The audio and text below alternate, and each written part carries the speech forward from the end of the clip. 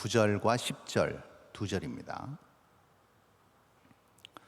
두 절밖에 안 되니까요, 우리 합독해서 읽도록 하겠습니다. 신약성경 379페이지입니다.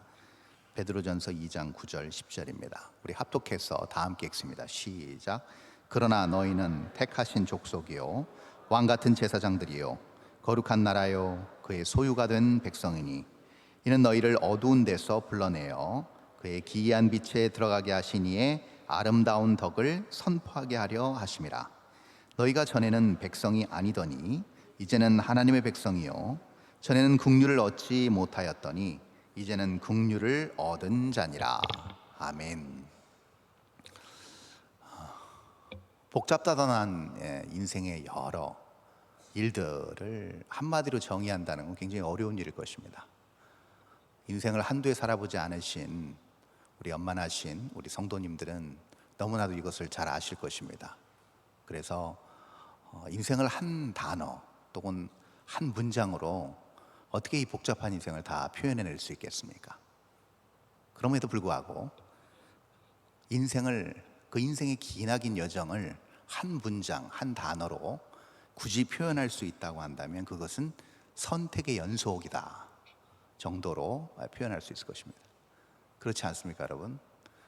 여전히 선택의 기로에 있고 옳은 선택을 하기 위해서 여전히 많은 정보와 많은 지식과 지혜를 갈구하고 그것을 통해서 실수를 최소화하려고 하고 오차를 줄이려고 하는 노력들이 여전히 우리 가운데 존재합니다. 아무리 인생의 경륜과 연륜과 경험이 많이 쌓였다 하더라도 역시 내일은 우리가 한 번도 가보지 못한 미지의 인생의 미래이기 때문에 여전히 우리는 불안해할 수 있고 여전히 앞날 한 치 앞을 알 수 없는 우리의 인생에 대한 불안함이 또 그것을 우리가 그대로 고스란히 안고 언제나 선택을 해야 된다는 부담감이 우리 안에 있습니다. 그래서 언제나 우리는 인생을 가다 보면 갈림길을 만나고 오른쪽으로 갈까 왼쪽으로 갈까 아니면 뒤로 돌아갈까 아니면 그냥 서 있을까라는 고민에 그런 고뇌에 빠질 때가 많이 있습니다. 인생을 어떤 퍼즐이 맞춰진 큰 그림이라고 봤을 때 이런 아주 인생에서 평범하게 또 우리가 자주 또 그렇게 크게 대단하지 않은 선택이라 할지라도 이 선택 하나하나가 결국은 퍼즐처럼 맞춰져서 큰 그림을 만들어가고 그것이 인생에서 확연히 다른 결과를 만들어내는 것을 우리는 다 경험적으로 알고 있습니다. 그렇다면 사람들은 무엇을 기반으로 선택을 하는가? 뭘 기준으로 선택을 할까요, 여러분? 이것이 매우 중요한 부분이라고 할 수 있겠죠. 어떨 때 우리는 선뜻 이거구나, 이 길이구나 라고 선뜻 우리는 그 길로 가고 그것을 부여잡을 수 있겠습니까, 여러분? 그것은 다른 게 아니죠. 첫 번째 뭐가 있어야 되냐? 필요가 있어야 됩니다. 내가 이 길로 갈 필요성이 있구나. 내가 이것을 A와 B가 있을 때 A를 선택해야 하는 확실한 필요성이 있을 때 우리는 선택을 주저하지 않습니다. 그리고 또 하나가 있습니다. 바로 필요에 못지않게 조건이 필요합니다. 그렇죠? 조건이 맞을 때입니다. 여러분 그 TV를 켜다 보면 홈쇼핑에서 많은 그 사람들이 나와서 물건을 선전하죠. 근데 물건을 선전할 때 우리가 바로 다이얼을 돌려가지고 그걸 지나치지 않고 거기에 푹 빠져서 저거 사야 되겠구나라는 생각이 들 때가 언제입니까? 바로 나 저거 필요해. 그렇죠? 뭐가 떨어졌어요. 쌀이 떨어졌어요. 근데 쌀 선전을 해요. 그럼 필요하니까 쌀에 대해서 관심을 갖게 되고 쌀을 살 수밖에 없게 되죠. 근데 중요한 게 있어요. 조건이 맞아야 됩니다. 이 쌀 20kg 하나가 10만 원이 넘어요. 그럼 살 수 있어요, 없어요? 물론 다 10만 원이면 사야 됩니다. 근데 10만 원이 너무 턱없이 비싼 조건이 제시될 때는 우리는 살 수가 없는 것이죠. 그래서 훨씬 더 저렴하고 통상적으로 거래되는 가격에 준해서 그 조건이 맞을 때 우리는 선택을 하게 되는 거죠. 사람도 똑같습니다. 그렇죠? 사람을 선택할 때도 마찬가지입니다. 수많은 청년들이 지금도 취업 준비를 하고 어떻게든 수많은 어떤 경쟁을 뚫고 그 일자리를 찾기 위해서 애쓰고 노력하는데 역시 마찬가지입니다. 그 회사에서 어떤 신입 사원 뽑을 때도 똑같은 기준이 적용되죠. 과연 이 사람이 우리 회사에 필요한 사람인가? 또 그 사람이 모든 조건을 갖추고 있는가? 반대로 어떤 청년이 취업준비생이 어떤 회사에 지원할 때도 마찬가지입니다. 저 회사를 통해서 나는 어떤 일을 할 수 있고, 저 회사를 통해서 나는 어떤 삶을 성공적으로 이어나갈 수 있을 것이며, 그리고 나의 재능과 노력을 아낌없이 투자했을 때 그 회사가 나에게 제시할 조건은 무엇일까? 이런 것을 다 타진하면서 선택을 하게 되는 거죠. 그래서 이것을 또 다른 말로 표현하면 결국 이 필요와 조건은 성능과 효율이라고 할 수 있습니다. 그래서 물건이 됐든 사람이 됐든 성능이 현저하게 떨어지고 그리고 효율이 나오지 않는다, 그러면 뒤처질 수밖에 없겠죠. 그리고 버려질 수밖에 없는 것이 우리가 살고 있는 세상입니다. 이것이 참 어떻게 보면 좀 잔인하다 싶을 정도로 이걸 사람한테 적용하는 것은 너무나도 이거는 너무 인간미가 없다라고 표현할 수도 있겠지만, 우리가 지금 발딛고 사는 이 사회와 세상의 이치가 여기서 비껴나가지 않습니다. 이것이 참 안타까운 부분이라고 할 수 있죠. 그래서 인생은 어떻게 보면 모든 선택의 집합체라고 말할 수 있을 만큼 선택은 인생에 있어서 필수 불가결의 요소라고 할 수 있을 것입니다. 그런데 이러한 선택이 난무하고 선택이 정말 필요한 인생 가운데서 선택이 절대적으로 불가능한 부분이 하나, 그 영역이 유일하게 존재하는 게 하나 있습니다. 그게 뭘까요? 모두 다 우리는 선택할 수 있습니다. 배우자도 선택할 수 있고, 직업도 선택할 수 있고, 교회도 선택할 수 있고, 다 선택할 수 있어요. 그런데 우리가 선택할 수 없는 영역 하나가 있어요. 심지어는 종교도 선택할 수 있잖아요. 근데 선택할 수 없는 영역이 하나 있어요. 그게 뭘까요, 여러분? 유일한 영역입니다. 우리의 부모는, 우리의 형제는 선택을 못합니다. 맞죠? 네. 여기 선택하신 분 계세요? 없습니다. 자녀도 선택할 수 있습니다. 이거 무슨 말이죠, 목사님? 자녀를 선택한다고요? 자, 잘 들어보세요. 자녀를 선택한다는 건 내가 이쁜 애들만 골라서 내가 낳을 거야 라고 계속 내가 스스로 뭐랄까요, 이렇게 생각을 하면 예쁜 자녀가 나오는 그런 얘기를 하는 게 아니고요. 자녀를 낳거나 안 나올 수 있는 선택을 할 수 있다는 겁니다. 그렇죠? 요즘 지금 굉장히 출산 문제가 굉장히 심하게 대두되고 있지 않겠습니까? 그게 다 왜 그래요? 자녀를 낳지 않겠다는 선택을 많은 젊은 부부가 하고 있다는 얘기처럼 자녀를 낳는 것도 역시도 선택의 영역이라고 할 수 있습니다. 그러나 자녀가 부모를 선택하는 건 불가능합니다. 태어났는데 그 부모예요. 태어났는데 그 형제예요. 이거는 선택이 불가능한 영역이라고 할 수 있습니다. 여러분, 죽음도 선택할 수 있습니까? 없습니까? 예, 선택할 수 있어요. 그럼 생각하실 거예요. 그러면 저는 100세, 딱 100세까지만 살고 죽으렵니다 라고 선택하는 그 선택을 얘기하는 게 아니고, 사람들이 죽을 수 있는 방법까지도 선택해서 스스로 목숨을 끊는 걸 뭐라고 얘기합니까? 극단적 선택이라는 표현을 쓰죠. 그래서 죽음까지도 사람은 선택할 수 있습니다. 그러나 그렇게 마지막을 스스로 결론지어서 선택할 수 있지만 인생의 시작, 출발은 절대 불가능하다는 겁니다. 우리의 선택 바깥의 영역이라는 것이죠. 이 부분에서 출발합니다. 오늘 본문은. 이 본문, 너무나도 유명한 이 본문은 바로 그 관점에서 출발해야 됩니다. 인간이 범접할 수 없는 영역, 인간이 선택할 수 없는 불가항력적 영역, 그 영역에서 출발합니다. 자, 오늘 본문 9절 한번 볼까요? 유명한 말씀이죠. 자, 9절 이렇게 나타나 있습니다. 한번 띄워주시죠. 본문 9절. 자, 그러나 너희는 택하신 족속이요 왕 같은 제사장들이요. 여기까지만 읽겠습니다. 너무나 유명한 말씀이죠. 우리 아까 찬양에서도 나왔죠.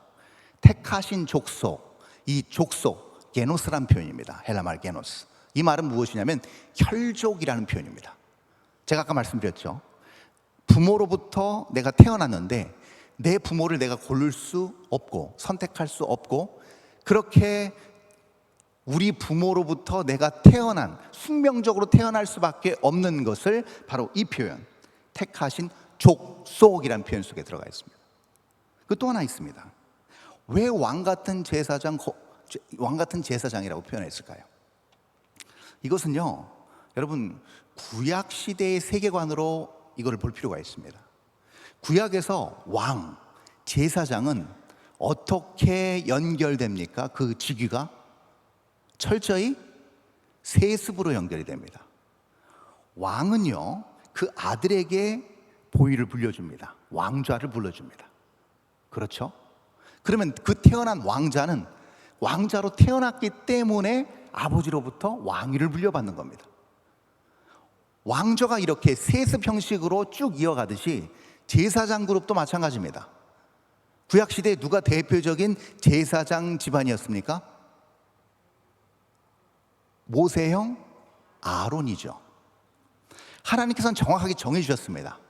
이제부터는 모세형 아론의 자손들로만 제사장 직분을 감당하거라 라고 하나님께서 지정해 주셨습니다. 그래서 똑같이 왕도 그렇고 제사장도 그렇고 다 아버지로부터 물려받습니다. 자기가 선택할 수 있어요, 없어요?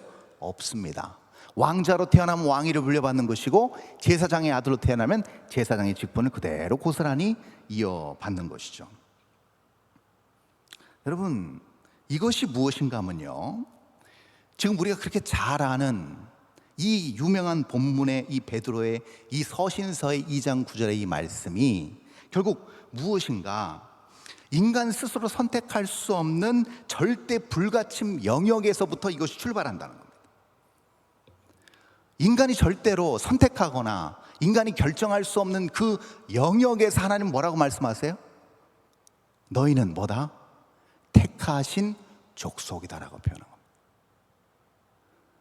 하나님께서 우리를 사랑하시고 우리를 백성 삼아주시고 우리에게 놀라운 하나님의 일을 공유하도록 해서 이루고자 하시는 모든 일들, 이루온 일들, 또 이룰 일들, 이 모든 기반에 저변에 깔려있는 모든 사상의 근저에 깔려있는 모든 것들은 다 무엇과 연결되어 있는가? 인간이 출발할 수도, 인간이 손댈 수도, 인간이 선택할 수도 없는 하나님만이 고유적으로 선택하실 수 있는 영역에서 출발한다는 겁니다. 이게 다르죠.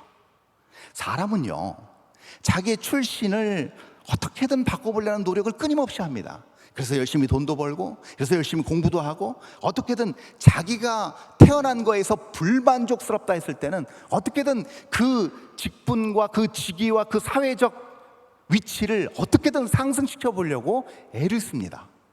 이게 사람이에요. 근데 성경은 분명히 정확하게 마침표를 찍고 들어갑니다.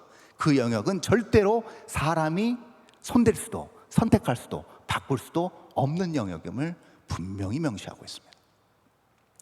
우리는 종종 봅니다. 아무것도 가지지 않은 사람, 소위 일반적으로 얘기하는 개천에서 용난 사람들, 우리는 종종 만나봅니다.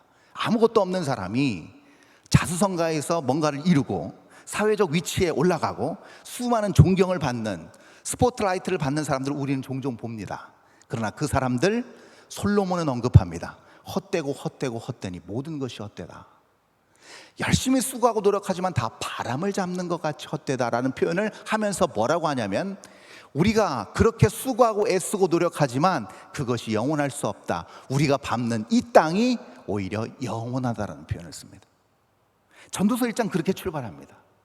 그러니까 아무리 애쓰고 수고하고 자기 자신이 그 인생 가운데서 임상 실험해보고 많은 것을 누리고 얻었고 모든 영광을 다 취해봤지만 결국 언젠가는 다 사라질 안개처럼 사라지고 우리가 발디고 사는 이 땅만큼도 우리가 그것을 유지하지 못한다는 사실에 시인은 굉장한 허무감을, 이 전도자는 굉장한 공허함을 느꼈음을 우리는 전도서를 통해서 볼 수가 있습니다.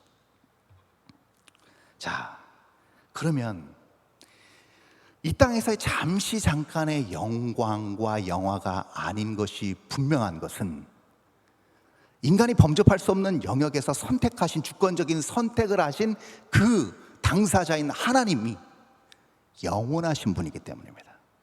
영존하신 분이기 때문입니다. 처음과 끝이기 때문입니다. 알파와 오메가이기 때문입니다. 그래서 그분이 시작하고 그분이 개입하시고 그분이 끝맺는 모든 일들은 결국 처음에서 끝까지의 완전한 완결이고 이 세상을 초월한 영원부터 영원까지의 시간입니다. 그러므로 그분이 우리를 특별하게 주목하시고 사랑하셔서 택한다고 한다는 건 무슨 얘기일까요? 이것은 그 어떤 부귀영화, 그 어떤 명문 가문 출신과는 비교할 수 없는 놀라운 정체성이라는 것을 우리는 알 수가 있습니다. 이것이 굉장히 놀랍죠. 이 세상의 인생을 초월해서 영원부터 영원까지 우리를 선택하신 그 주권적인 하나님의 역사가 우리로 하여금 이 정체성에 이르게 한다는 것이죠. 자, 그럼 한번 볼 수 있습니다. 하나님의 이 선택, 이 주권적 선택의 중요한 특성이 있습니다. 그 특성은 무엇이냐면요, 아까 제가 말씀드렸죠. 영원부터 영원까지 계신 하나님이 그 안에서 영원하게 우리를 선택하셨기 때문에 그 선택은요, 아까 제가 말씀드린 일반적으로 사람들이 선택하는 조건, 사람들이 선택하는 필요와는 무관합니다. 그렇지 않겠습니까? 여러분, 우리에게 세 끼 밥이 필요한 이유가 무엇입니까? 이 땅에서 우리가 90이 됐든 100살이 됐든 사는 동안에 목숨을 부지하기 위해서 세 끼 밥이 필요한 겁니다. 그렇죠? 그리고 그 세 끼 밥을 사 먹을 수 있는 조건과 환경을 형성하는 것, 유지하는 것, 그것이 이 땅에서 우리가 사는 아주 중요한 의식주 문제의 해결이고 그 중요한 어떤 그 기반 위에 우리는 살아가고 있는 것이죠. 그런데 우리가 만약에 이 땅에서 하나님의 부르심을 받아서 영원한 세계로 들어갔을 때 밥이 필요 있습니까, 여러분? 더 이상 필요치 않습니다. 돈이 필요 있겠습니까, 여러분? 필요치 않습니다.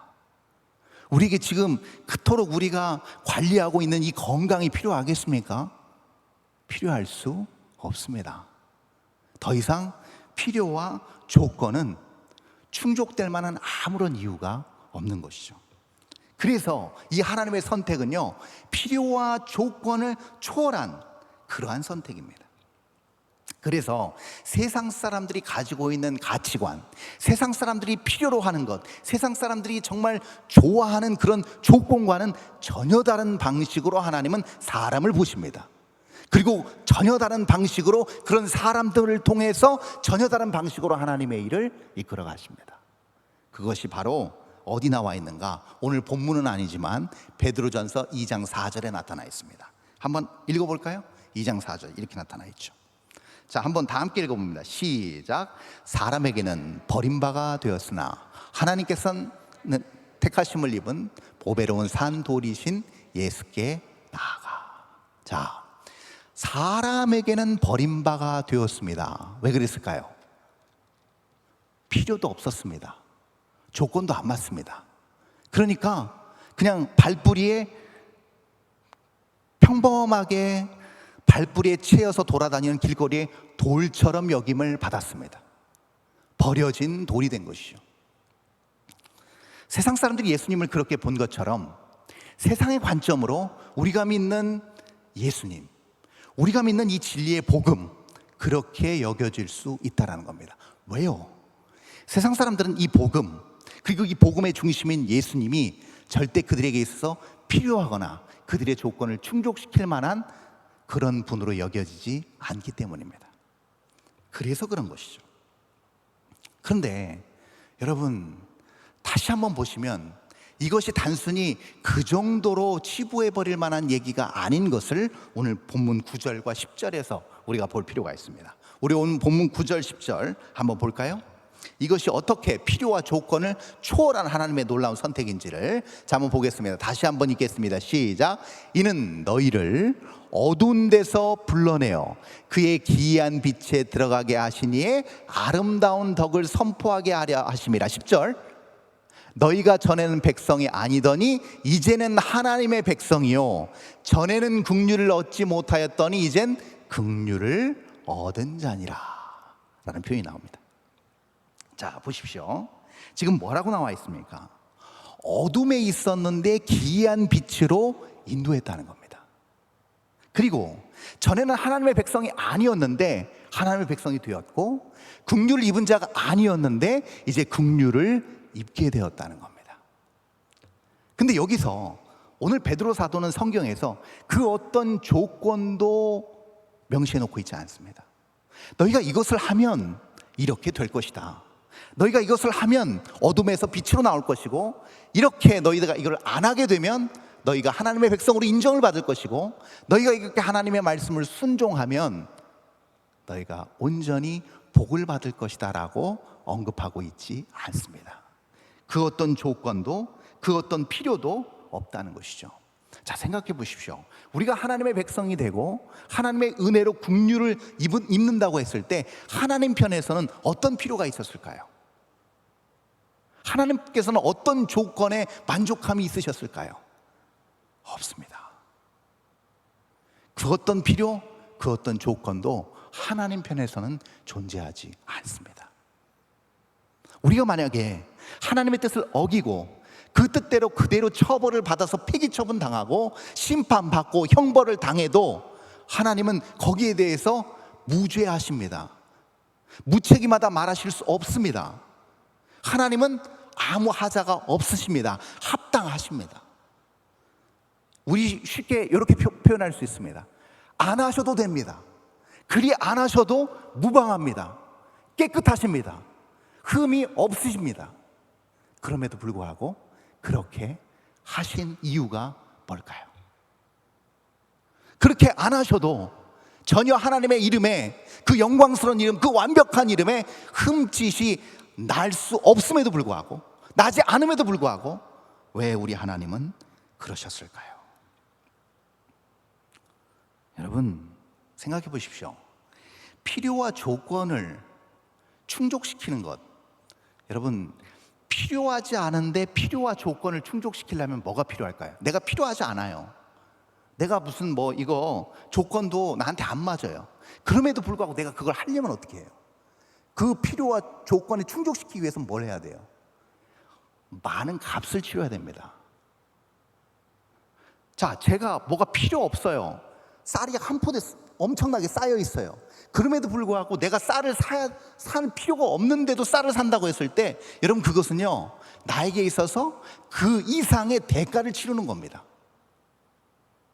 그렇죠, 여러분? 대가를 치르는 거죠. 제가 전에 섬기던 교회에 장로님이 한 분 계셨습니다. 시무 장로님이셨는데 이분이 예순이셨어요. 그분의 부인 되시는 권사님은 50대 후반이셨습니다. 근데 그 권사님, 장로님 네 분이 2살짜리 여자아이를 실제로 입양했습니다. 자녀가 없어서가 아니었습니다. 아들이 30대, 둘째 아들이 20대 후반에 두 아들이 있었어요. 아주 훌륭한 그런 두 아들이 있었음에도 불구하고 2살짜리 딸을 입양했습니다. 근데 입양하는 과정에서 저도 그때 장로님께 처음 들었어요. 그 장로님이 진지하게 눈물을 글썽거리면서 저한테 오시면서 이런 말씀을 하셨습니다. 목사님, 기도해 주세요. 왜요? 저는 그 아이 사랑하는 마음만 있으면 입양이 되는 줄 알았습니다. 근데 그게 아니더라고요. 아니, 왜요? 아이를 입양하는데 필요한 조건이 너무나도 많더라고요. 부모의 직업, 부모의 인성, 부모의 모든 환경들, 형제들까지 다 조사를 해서 실제로 그 아이를 그 집에 입양 보냈을 때 그 아이가 건강하게, 정서적으로, 물리적으로 잘 클 수 있는지를 철저하게 검증하더라고요. 그 장로님이 강남 지역에서 정말 좋은 직장과 좋은 집에 경제적으로 윤택한 환경에 살고 계셨음에도 불구하고 불안해 하셨습니다. 그 판정에서 떨어질까 봐. 그것을 제가 보면서 느낀 게 무엇이냐면, 그렇구나, 한 영혼, 한 아이를 내가 필요치 않고 절박하지 않음에도 불구하고 사랑의 이름으로 그 아이를 입양할 때 거저되는 것은 아니구나, 그에 상응하는 대가를 치르는구나 라는 것을 그때 깨달았습니다. 여러분, 그 값을, 그 대가를 오늘 본문 9절에서 이렇게 표현하고 있습니다. 본문 9절 볼까요? 베드로는 이렇게 표현합니다. 자, 9절 띄워주시죠. 아니죠, 뒤에 있는 거 나옵니다. 자, 9절 뒷부분 나오는 것, 그렇죠, 거기입니다. 자, 다 함께 읽어봅니다. 시작. 그러나 너희는 택하신 족속이요 왕같은 제사장들이요 거룩한 나라의 그의 소유가 된 백성이니 이는 너희를 어두운 데서 불러내어 그의 기이한 빛에 들어가게 하신 이의 아름다움보다 덕을 선포하게 하려 하심이라. 이 대가가 뭐라고요? 아름다운 덕이랍니다. 여러분, 이 아름다운 덕, 그냥 좋은 일, 사람들이 감동할 만한 일, 이 정도로 생각하기 쉬운데요, 여러분, 이 아름다운 덕이라는 말은요, 고대 그리스어에선 아레테라는 말입니다. 근데 이 아레테라는 말은 무슨 말이냐면요, 탁월한, 우월한 그런 뜻인데, 원래의 뜻은 무엇이냐면 바로 사람들이 자기 목숨을 잃을까봐, 또 자기의 어떤 재산을 잃을까봐, 또 자기의 명예가 실추될까봐 쭈뼛쭈뼛 하는 일들이 있습니다. 그렇죠? 어떤 사람이 물에 빠져서 떠내려가요. 그러면 우리는 보통 어떻게 해요? 구해야 되겠다는 마음이 크죠. 그럼에도 불구하고 선뜻 물에 들어가지 못하는 이유가 뭐예요? 내 생명도 부지하기가 어렵고 보장이 안 되니까 선뜻 못 들어가죠. 그런데 그럼에도 불구하고 그 생명을 구하기 위해서 뛰어들어가는 게 아레테, 아름다운 덕입니다. 이것을 한국식 표현으로 바꾸면 살신성인이라는 표현이 그나마 좀 들어맞는 표현이라고 할 수 있겠습니다. 얼마 전에 일본 도쿄에서 지하철에서 떨어진 사람을 한국 청년이 구해냈죠. 그리고 본인은 그 지하철 열차에 치여서 사망했습니다.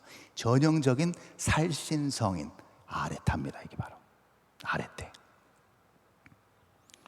아름다운 덕, 바로 이것이라는 거죠. 어떤 필요, 조건에 갇혀서 그 일을 수행하지 못하고 쭈뼛쭈뼛 하고 있을 때, 아니 그것을 초월해서 몸을 던지기까지 그 일을 월등히 뛰어나게, 우월하게 수행해내는 것이 아름다운 덕이라는 겁니다. 이것을 사도 바울은 로마서 5장 6절에서 8절 이렇게 정리합니다. 한번 볼까요? 자, 제가 읽겠습니다. 우리가 아직 연약한 때에 기약대로 그리스도께서 경건하지 않은 자를 위하여 죽으셨도다. 의인을 위하여 죽는 자가 쉽지 않고 선인을 위하여 용감히 죽는 자가 혹 있거니와 우리가 아직 죄인 되었을 때에 그리스도께서 우리를 위하여 죽으심으로 하나님께서 우리에 대한 자기의 사랑을 확증하셨느니라. 너무나도 우리가 잘 아는, 어떻게 보면 복음의 진수 중의 진수인 귀한 말씀입니다. 선인을 위해서, 또 의인을 위해서 죽는 경우는 간혹 있을 수 있다고 바울이 인정합니다. 그러나 살아도 무의미한, 오히려 이 사회와 여러 사람에게 해악을 끼치는 사람을 위해서 죽는 사람은 전무하다는 겁니다. 있을 수 없는 일이라는 겁니다. 근데 그 일을 누가 하셨다고요? 우리 예수님께서 친히 하셨다는 겁니다. 이것을 베드로는 아름다운 덕이라고 풀이해서 놓은 겁니다. 영원부터 영원까지 인간이 범접할 수 없는 영역에서 우리를 주권적으로, 일방적으로, 전격적으로 선택하신 우리 하나님이 무슨 이유 때문에 우리를 선택하셨는가? 바로 이 아름다운 덕, 살신성인의 이 놀라운 사랑을 드러내기 위하여서, 선전하기 위하여서, 공포하기 위하여서 우리를 택하셨답니다. 우리를 왕같은 제사장 삼으셨답니다. 거룩한 나라 되게 하셨답니다. 그의 소유로 삼으셨답니다. 여러분, 자, 그러면 우리에게 하나 중요한 숙제가 남습니다. 우리는 그러면 우리 인생의 단 하나의 목표만이 점점 뚜렷해집니다. 우리가 아까도 말씀드렸지만 선택의 기로에서 우리가 무엇을 선택할까는 자명해집니다. 우리의 조건, 우리의 필요일까요? 그러면 아니죠. 바로 아름다운 덕입니다. 누구의 아름다운 덕입니까?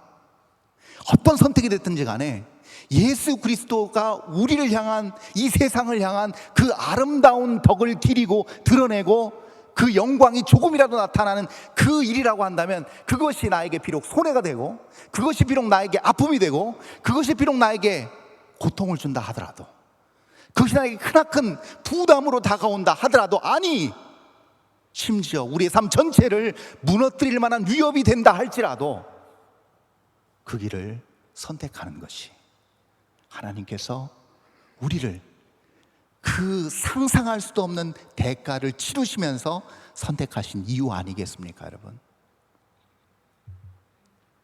그렇다면 우리는 분명히 깨달아야 됩니다.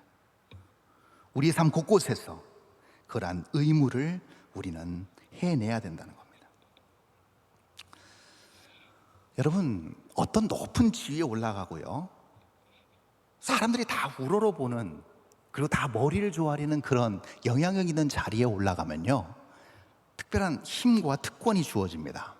근데 특별한 힘과 특권이 주어지면서 동시에 따르는 것이 있습니다. 그것이 뭘까요? 의무입니다. 그 자리에서만 행할 수 있고 그 자리에서 감당해야 되는 의무가 존재합니다. 여러분, 그 작년에 카타르 월드컵 있었잖아요. 그때 물론 브라질이 우승은 못했지만 여러분 혹시 보셨을지 모르겠어요. 세상에 내노라 하는 세계적인 축구 스타들, 당연히 국가대표로 갈 축구 스타들이 국가대표 멤버 11명에 호명되는 순간 여러분 보셨습니까? TV에서 그렇게 기뻐 뛰면서 울면서 환호하는 것, 누가 봐도 국가대표 안 뽑히면 이상한 사람들입니다. 근데 그렇게 환호합니다. 왜 그럴까요? 그들에게 있어서 그 노란색 유니폼은 카미사 아마렐로라고 합니다. 영어로 얘기하면 옐로우 셔츠입니다. 그 노란색 유니폼이 주는 영광이 있습니다. 브라질 축구 선수라고 한다면 태어나서 한 번쯤은 그 유니폼을 입는 것, 그것이 축구 인생사에 그들에게 있어서 큰 영광입니다. 그리고 그 유니폼을 입는 순간 그들의 몸가슴 천정부지로 올라갑니다. 근데 여러분, 그들이 그 유니폼을 입는 순간 뭐가 따를까요? 반드시 그들에겐 의무가 따릅니다. 월드컵 우승이라는 의무입니다. 준우승도 다 필요 없습니다. 무조건 우승해야 되는 큰 책무와 의무가 따른다는 겁니다. 하나님의 나라도 마찬가지입니다. 우리가 하나님이 주신 영광의 유니폼, 국률의 유니폼을 입었다고 한다면 우리가 이 땅에서 그 영광스러운 하나님의 은혜와 감사와 복과 하나님께서 주시는 많은 것들을 공급하심으로 누리고 있는 것에 그치는 것이 아닌 반드시 우리에게 뒤따르는 의무와 책임이 존재한다는 겁니다. 근데 여러분, 저와 여러분이 우리가 이것을 알면서도 우리의 정체성이 뼛속 깊숙이 각인되었음에도 불구하고 우리가 이것을 놓치는 때가 너무나 많습니다. 가족들과 함께 수년 전에 필리핀을 간 적이 있습니다. 근데 첫날에는 길거리에 이 쓰레기가 잘 안 버려집니다.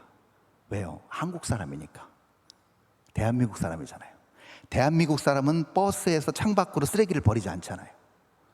그런데 이틀이 지났습니다. 서서히 마음에서 욕구가 올라옵니다.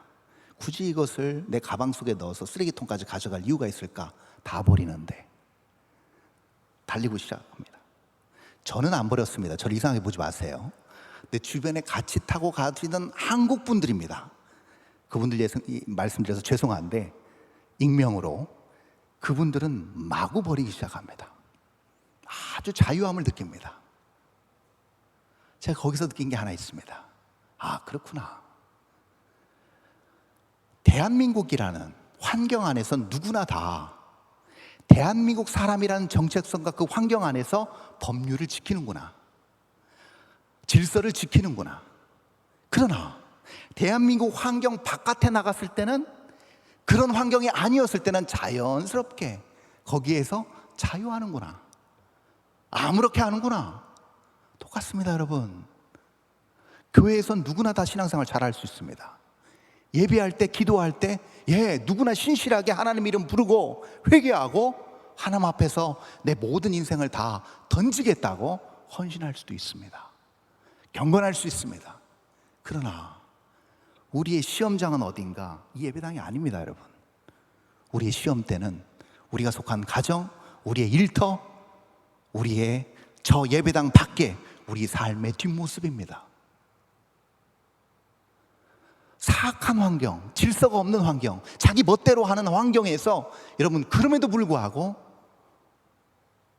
내 쓰레기를 고스란히 담아서 하나님 앞에 내어놓고 그것을 정화시킬 수 있는 마음과 삶의 태도가 있다고 한다면 여러분, 반드시 그것이 미미하고 지금은 별 볼일 없는 것 같이 보일지라도 언젠가 그것은 한두 사람이 함께 모여 그 세계를, 그 사회를, 그 국가를 반드시 변화시킬 줄 믿습니다. 여러분, 우리는 압니다. 십수년 전에 우리 한국을 보십시오. 길거리마다 쓰레기가 질비했습니다. 가까운 일본만 갔다 와도 우리는 부러워했습니다. 근데 지금 대한민국은 어떻습니까? 한두 사람의 작은 노력과 한두 사람의 작은 희생이 모아져서 오늘의 이런 환경을 이루지 않았겠습니까, 여러분? 똑같은 원리라는 것이죠. 그러므로 이러한 사람들은요, 절대 필요와 조건에 구애받지 않는 삶을 삽니다. 그렇지 않겠습니까, 여러분? 필요와 조건을 다른 말로 표현하면 환경과 상황을 초월하게 됩니다. 거기에 눌리지 않습니다. 거기에 눈치 보지 않습니다. 영원부터 영원까지 나를 선택하신 하나님이 나를 소유하시고 나의 주인이 되시고 나를 거룩한 나라 삼으셨다는 이 하나만으로 올바른 선택을 하고, 그리고 그 결과로 이 세상이 감당할 수 없는 위험과 능력과 지혜를 소유하게 됩니다, 여러분. 우리가 이것을 놓치지 않아야 되겠습니다, 여러분. 세상은요, 환경과 상황을 자꾸 내 유리한 쪽으로 만들려고 합니다. 내 유리한 쪽으로 만들어서 어떻게든 내가 유리한 쪽으로 해가지고 이 환경과 상황을 지배하라고 요구합니다. 근데 누군가가 상황과 환경을 지배하기 시작하면요, 누군가는 상대적으로 그 상황과 환경에 의해서 억눌리고 고통을 당하기 마련입니다. 그게 우리가 사는 지금 이 세상입니다. 누군가는 유력하게 그 위치에서 누릅니다. 자기 편으로 모든 상황과 환경을 끌어들여서 누립니다. 군림합니다. 그러나 반대로 거기에 눌려서 억압받고 힘들고 고통당하는 사람 너무나 많습니다. 자, 그러면 우리 질문해야 됩니다. 이것이 바른 것일까요? 여기서 우리가 과연 이것을 택하신 족속, 왕같은 제사장, 거룩한 나라, 하나님의 소유된 백성으로서 이것을 좌시할 수 있을까요? 그럴 수 없습니다. 그래서 그때 필요한 것이 무엇인가? 바로 오늘 마지막 절, 긍휼히 여김을 받지 못하였으나 이제는 긍휼히 여김을 받게 되었다는 이 긍휼의 마음입니다. 지난번에 제가 팔복 설교를 할 때 그랬습니다. 예수님의 산상수훈에서 예수님의 팔복 5번째 복이 이랬습니다. 긍휼히 여긴 자는 복이 있나니 저가 어떻게 된다? 긍휼히 여김을 받는다. 그 얘기는 무슨 얘기예요? 긍휼히 여길 줄 아는 사람은 그 마음가짐이 어떤 사람입니까? 하나님의 은혜를 모르고서는, 나조차도 어린아이와 같이 하나님의 도우심과 은혜 없이는 내가 살 수 없음을 뼛속 깊이 아는 사람만이 긍휼을 베풀 수 있습니다. 여러분, 그렇지 않습니까? 일확천금을 가졌다고 해서 사람들 도와주는 거 아니잖아요. 내가 충분히 다른 사람들을 도울 수 있고 다른 사람들에게 경제적인 윤택함을 허락해 줄 수 있는 능력이 있음에도 불구하고 이 세상 그렇지 않잖아요. 그런 사람들 도와주지 않습니다. 그럼 어떤 사람이 도와줍니까? 사실 나도 힘들어요. 나도 경제적으로 자립하기 어려워요. 그럼에도 불구하고 그런 사람들이 남을 도와줍니다. 동병상련 그런 마음 아닙니다. 나도 누군가의 도움이 필요하기에, 나도 누군가의 긍휼을 입었기에 누군가에게 긍휼을 베풀 수 있는 겁니다, 여러분. 오늘 이 수요 예배 우리가 붙잡아야 될 말씀 하나입니다. 누가 이 세상에서 왕같은 제사장, 거룩한 나라, 하나님의 소유된 백성으로 우뚝 서서 그런 영적 정체성으로 아름답게 이 세상을 바꾸어 나갈 수 있을까요? 나는 할 수 없습니다. 나는 환경과 상황을 극복할 수 없습니다. 그리고 그 모든 것들 속에서 내가 지금도 살아 숨쉬는 이유는 주님의 긍휼하심의 은혜이기 때문입니다. 이렇게 내가 이러한 환경 속에서도 내가 웃을 수 있고 감사가 끊이지 않고 넘칠 수 있는 이유는 우리 주님이 나에게 사랑과 은혜를 지금 이 순간도 베풀어 주시기 때문입니다. 이것을 아는 사람만이, 이 긍휼의 맛을 온전히 깨달은 사람만이 하나님께 또 사람 앞에 긍휼의 자세, 긍휼의 삶으로 그 삶을 아름답게 엮어나갈 수 있을 것입니다.